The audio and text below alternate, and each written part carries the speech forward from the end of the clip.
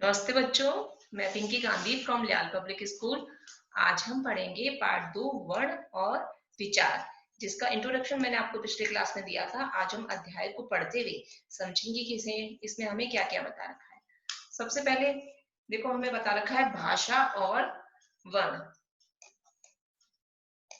वर्ण भाषा की सबसे छोटी और निश्चित इकाई है। ठीक है, जो वर्ण होता है अपने आप में एक छोटा सा क्या कहूँ वर्ण होता है। ठीक है, और इसकी और निश्चित एक जो इकाई होती है कि निश्चित होती है कि इसके नीचे हलंत लगेगा, इसमें कोई मात्राएं नहीं लगेंगी। जब हम व्यंजन को स्वरों से अलग कर देते हैं तो वो जो होता है वो सबसे छोटा होता है, उसके और टुकड़े नहीं किए जा सकते। भाषा का उच्चारण ध्वनियों द्वारा होता है। ध्वनियों यानी कि जैसे स्वर के व्यंजनों के साथ स्वर मिल जाते हैं तभी क्या बनते हैं, शब्द बनते हैं, और शब्दों से वाक्य बनते हैं। तभी हम अपनी भाषा को उच्चारित कर सकते हैं, एक दूसरे को समझा सकते हैं। कुछ विशिष्ट ध्वनियां भाषा के उच्चारण और लेखन में काम आती है।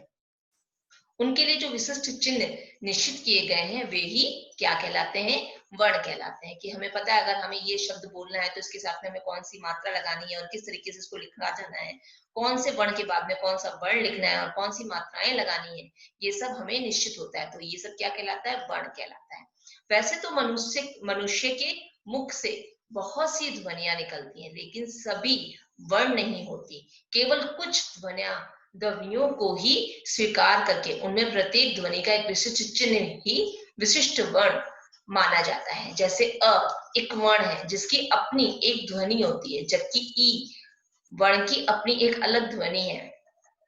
जितने भी वर्ण दे रखे हैं सबकी अलग अलग ध्वनियां होती है। अ की आवाज अलग होती है और ई वर्ण की ध्वनि भी एक अलग ध्वनि होती है। ये सब स्वीकृत ध्वनियां ही मिलकर क्या कहलाती हैं, वर्णमाला बनाती हैं।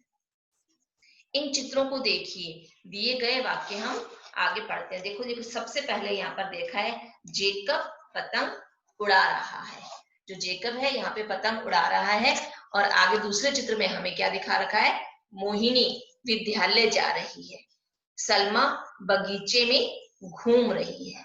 इन वाक्यों में जेकब, विद्यालय, बगीचे आदि कई शब्दों का प्रयोग किया गया है। यदि हम ध्यान से इनका उच्चारण करें तो पाएंगे कि बहुत सी ध्वनियों के मेल से क्या बनते हैं, शब्द बनते हैं। जैसे सबसे पहले हमें जेकब के बारे में यहाँ पे बता रखे हैं। अब जेकब को जब हम स्वर और उसके व्यंजन अलग अलग कर देंगे तो पता चलेगा कि इसमें कितनी सारी ध्वनियां हैं और कितने सारे व्यंजन हैं, और उनके मेल से क्या बन रहा है, एक शब्द बन रहा है। सबसे पहले हम देखेंगे जेकब को। ज को जब हम उसके स्वर से अलग कर देंगे तो क्या बनेगा, आधा ज हलंत प्लस ज पर कौन सी मात्रा लगी हुई है, ए की मात्रा। तो हमने उसके स्वर को अलग कर दिया, उसके पास में ही लिख दिया ए प्लस क। अगला वर्ण क्या है यहाँ पे, क। क हलंत, हम ये ध्यान रखेंगे कि हलंत हमेशा किसके नीचे लगता है, व्यंजन के नीचे लगता है, स्वर के नीचे नहीं लगता। स्वर को हम अलग कर देते हैं व्यंजन से। ऐसे ही आगे दिखेंगे, प्लस क के साथ में जब कोई भी स्वर नहीं लगा हुआ है तो हम क्या यहाँ पे दिखाएंगे, अ। क्योंकि अ की कोई मात्रा नहीं होती है, इसीलिए हम अ लगाकर यहाँ पर ये दर्शा रहे हैं कि क के साथ में कोई भी मात्रा नहीं लगी हुई है। ठीक है, प्लस ब। अब ब के साथ में कोई मात्रा है नहीं है ना, तो इसके साथ में भी हम क्या लगा देंगे, प्लस अ। ब के नीचे हलंत लगाते हुए प्लस अ। तो ये देखो कितने सारे स्वर आ गए इसके अंदर और कितने सारे व्यंजन आ गए, इतनी सारी ध्वनियां इसमें मिली हुई है, तब जाके बना है जेकब। ऐसे ही हम विद्यालय को देखेंगे। सबसे पहले व हलंत, और व के साथ में कौन सा स्वर लगा हुआ है, ई का, छोटी ई का।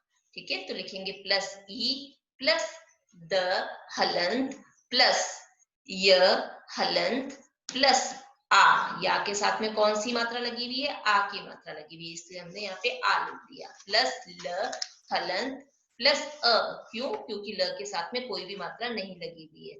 प्लस य हलंत प्लस अ, क्योंकि य के साथ में कोई भी मात्रा नहीं है। तो इन स्वर और व्यंजनों से मिलकर, इतनी सारी ध्वनियों से मिलकर क्या बना है, विद्यालय। आगे हम देखेंगे बगीचे।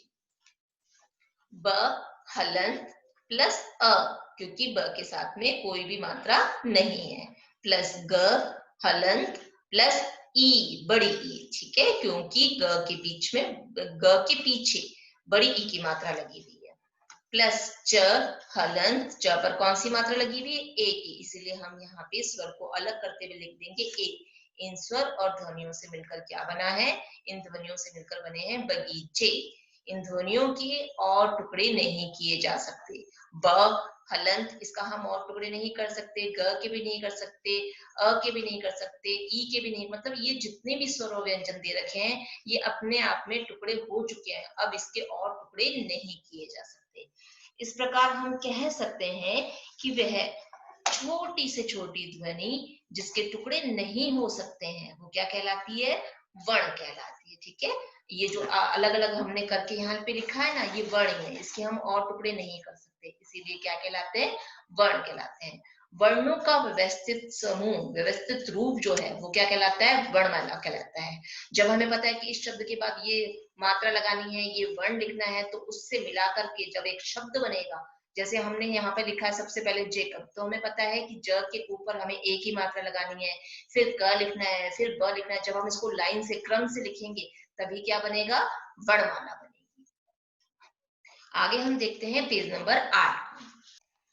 हिंदी वर्णमाला में वर्णों को दो रूप में बांटा गया है। वो दो रूप कौन कौन से हैं? स्वर और व्यंजन। हमें आगे इसी के बारे में बता रखा है कि स्वर क्या क्या होते हैं, कितने प्रकार के होते हैं, और व्यंजन कितने होते हैं, कितने प्रकार के होते हैं, है ना। स्वर में हमें दे रखे हैं कौन कौन से होते हैं। स्वर होते हैं 11 प्रकार के, और कौन कौन से होते हैं? अ, आ, इ, उ, ऊ, री, ए, आई, ओ, औ। ये सब क्या है? ये है स्वर। हमें कोई भी शब्द लिखना होता है तो स्वरों की सहायता से हम शब्द को बना देते हैं। एक विशेष बात हमें यहाँ पर ये बताई गई कि अंग्रेजी ध्वनि में ओ जो है इसका उच्चारण ओ के रूप में किया जाता है। ये अंग्रेजी भाषा का शब्द है, लेकिन इसको हिंदी में प्रयोग भी किया जाता है। ये आगत स्वर माने जाते हैं। ठीक है, जैसे एक उदाहरण देती हूँ मैं आपको। डॉक्टर, डॉक्टर के ऊपर हम चंद्र लगा देते हैं, इसका उच्चारण हम ओ के रूप में करते हैं। ऐसे ही एक उदाहरण और मैं आपको बताती हूँ, जैसे कॉपी, कॉपी में चंद्र लग जाता है और हम इसका उच्चारण ओ की ध्वनि में पढ़ते हुए इसको कैसे करेंगे? कॉपी। अगर इसका उच्चारण हम ओ की ध्वनि में नहीं करेंगे, चंद्र नहीं लगाएंगे, तो क्या बनेगा? कापी। और जब हम ओ की ध्वनि के साथ इसका उच्चारण करेंगे चंद्र लगाते हुए, तो कैसे पढ़ेंगे? कॉपी। आगे हमें बता रखा है व्यंजन के बारे में। व्यंजन कितने प्रकार के होते हैं? व्यंजन 33 प्रकार के होते हैं। सबसे पहले हमें बता रखा है क वर्ग।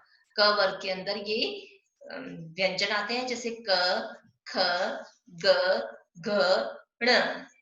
अब आगे हमें च वर्ग बता रखा है। च वर्ग के अंदर हमें बता रखा है च, छ, ज, झ, ण।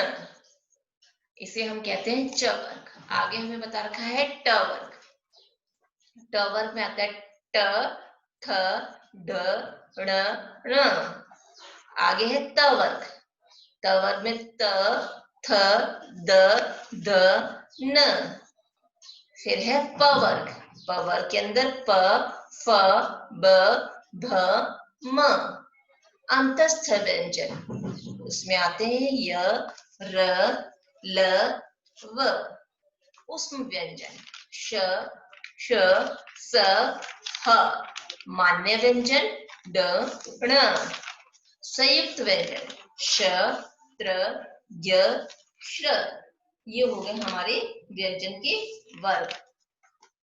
आगे हमें बता रखा है स्वरों की मात्रा चिन्ह। स्वरों की मात्रा चिन्ह जो होते हैं वो निश्चित है। इनका प्रयोग व्यंजनों के साथ ध्वनि के रूप में किया जाता है। यानी कि जब भी हमें कोई भी शब्द लिखना होता है तो हम उसमें किसका प्रयोग करते हैं? व्यंजनों का प्रयोग करते हैं। और व्यंजनों के साथ हम क्या लगाते हैं? स्वर लगाते हैं, यानी कि मात्रा लगाते हैं। और हमें ये सब निश्चित होता है कि हमें कोई भी शब्द लिखना है तो उसमें हमें कौन सी मात्राएं लगानी है, किस क्रम में हमें व्यंजन को लिखना है, और उनके साथ में किस तरह की मात्राएं लगानी है, तभी क्या होते हैं? हमारे शब्द पूरे होते हैं। और उन शब्दों का प्रयोग करते हुए हम क्या करते हैं? वाक्य बनाते हैं, और अपनी बात को हम दूसरों को समझाते हैं, और दूसरे भी क्या करते हैं? अपनी बात को हमें समझाते हैं, है ना। ये हुआ बच्चों हमारा वर्ण, वर्णमाला, स्वर और व्यंजन। ठीक है, आज की मेरी कक्षा में मैं आपको इतना ही समझाऊंगी। आशा करती हूँ कि मेरे द्वारा समझाया गया इतना अध्याय आपको समझ में आया होगा। अगली कक्षा में हम आगे बढ़ेंगे। आज की मेरी कक्षा यही समाप्त होती है। धन्यवाद।